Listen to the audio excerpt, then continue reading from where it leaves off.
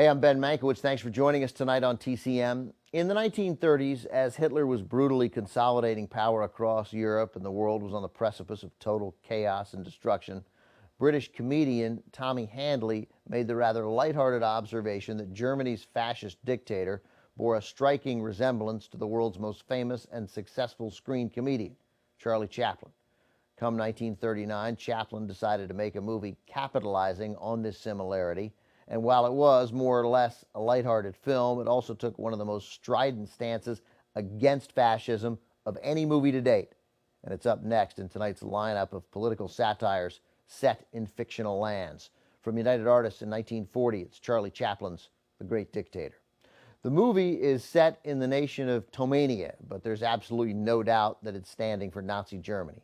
Chaplin plays both a Jewish barber and the country's fascist dictator, and their physical similarities provide the basis for the film's comedy as well as its daring political message. And don't for a second doubt that it was daring. Chaplin produced the film well before the U.S. was at war with Germany. The isolationist movement in the United States was strong. Few wanted to antagonize Hitler, and Hollywood feared alienating German audiences, nor did execs want to be accused of being pro-Jewish. Anti-Semitism at the time was just a fact of life in the United States. From start to finish, The Great Dictator made no bones about its opposition to the Third Reich, and it did get Chaplin in a significant amount of trouble. Chaplin was not an American citizen, and many in Washington weren't pleased that a British immigrant without U.S. citizenship was using the resources of the American film industry to voice his controversial political views.